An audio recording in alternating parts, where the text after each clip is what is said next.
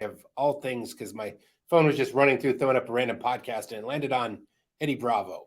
And he was talking about, he goes, yeah, when I was a kid, I was a wrestler, and, someone would try to pick on me, and I'd hold him on the ground, waiting until someone broke up the fight, because I didn't realize I was winning the fight.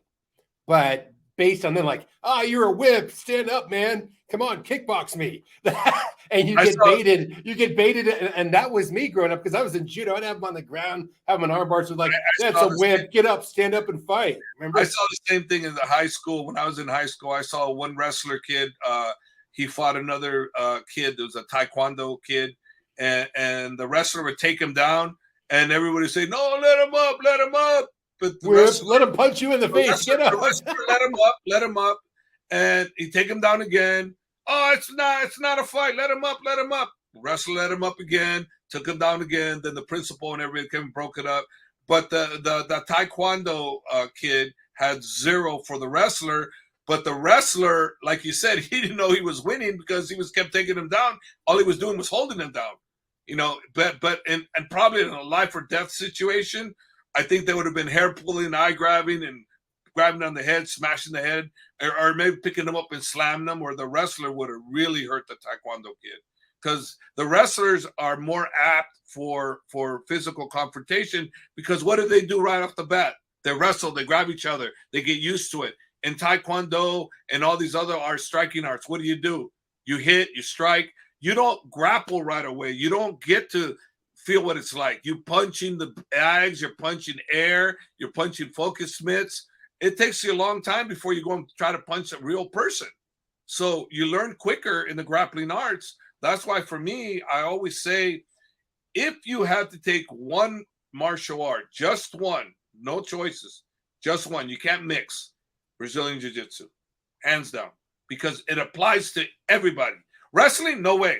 Does not apply to everybody. Wrestling is very, very difficult unless you're super athletic, super tough kids. Both of my kids, wrestling, no way. They can both do jiu-jitsu if they wanted to, and no problem. But I'm telling you, wrestling, because you can learn, you can get results, you can learn gradually, and it's not the grind.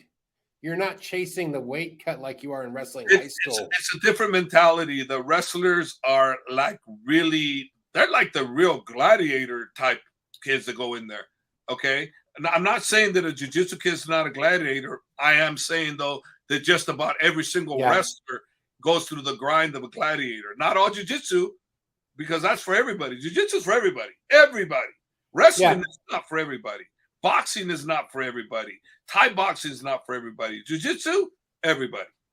Well, wrestling doesn't really teach submissions. It's more about the pin. And, it's a style. I mean, you can control a guy and get him in a holding position, but the takedowns like a whizzer and different things, that's great. Judo is great for hip toss, but jiu-jitsu is got the most submissions, and it's always evolving, where when you and I were kids, you learned a martial art and it had so many fixed moves. Taekwondo, yellow belt. No, these 3 moves. Orange belt and so forth, right? It was structured. There's a jiu-jitsu is evolving. There's a video I saw on Instagram, and I think it was dynamic striking.